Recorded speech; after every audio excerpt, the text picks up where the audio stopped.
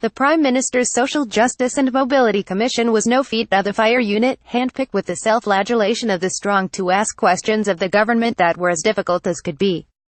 Rather, it was boiled down to the well-disposed Alan Milburn, the diplomatic David Johnston, the academic Paul Gregg and the conservative peer Gillian Shephard. It had been slowly eroded, with key posts left empty for the past 2 years, but the main problem was that it was tasked with an agenda that the government didn't do anything to further. So all its members, with heavy hearts, have resigned at once. The government, Milburn concluded, is understandably focused on Brexit and does not seem to have the necessary bandwidth to ensure that the rhetoric of healing social division is matched with the reality.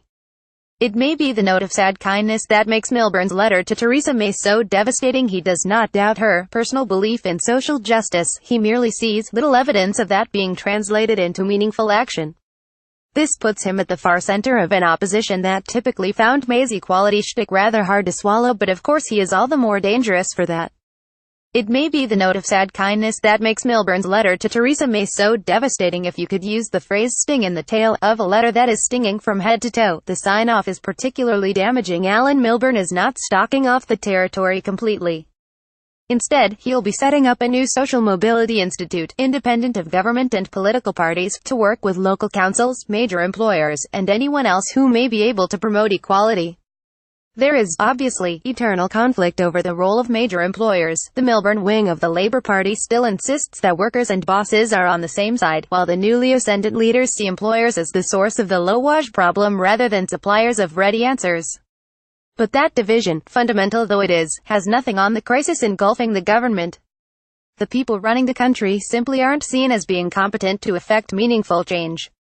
The Social Justice Commission is unusual only in going public. Everyone, from the prison service to the NHS, is looking for a workaround, a way to avert disaster that doesn't involve Whitehall. With Brexit looming yet shapeless, there simply isn't the certainty to make even short-term plans for anything else. Currently only scandal can divert attention from the Europe question. When did a major debate last happen whose keywords weren't hard or soft?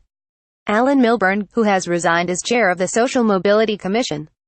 Photograph Richard Gardner's features. Now that it's disintegrated, this commission looks like the noble iteration of a mildly progressive agenda. In fact, it was not that at all. Instead, it represented an attempt by the coalition government to situate the child poverty agenda in a completely new context.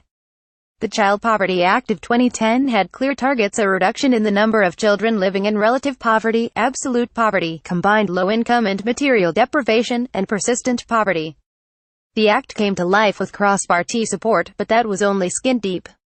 When David Cameron came in with austerity policies that couldn't possibly deliver on the targets, his party had no problem resigning from them. The act couldn't have been abolished and replaced by the Welfare Reform and Work Act of 2016, without an alternative narrative taking shape. The proposition that all children should be fed, shot and adequately housed, regardless of how hardworking their parents were, is quite a difficult thing to step away from.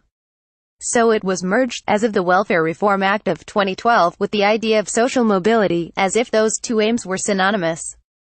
Yet they are not. The idea that a smart, disadvantaged kid from Hull ought to be able to become a high court judge is not remotely similar to the idea that the same kid should live in a warm enough house with 3 meals a day, regardless of how smart he is. To care that the brightest and best should live in a society where their qualities are rewarded is one thing. Creating decent conditions for the dimmest and the worst is altogether different. Logically speaking, the two agendas aren't antithetical. But politically they are. The mobility agenda ascribes all poverty to the shortcomings of the individual, whereas the anti-poverty agenda cites it as a systemic and structural problem.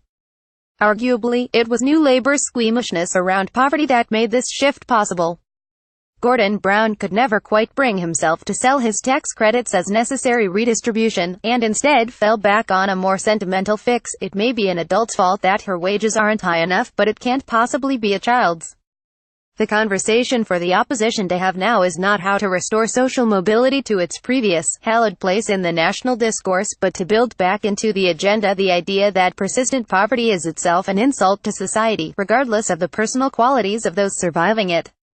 This was the thinking that underpinned the social exclusion agenda of the earliest days of Tony Blair. It is nothing like as alien to the British body politic as the amnesiac conservatives would have us believe. Rejoicing in the government's turmoil is a diversion from an ever more immediate question: how to prepare for its collapse. Zoe Williams is a Guardian columnist.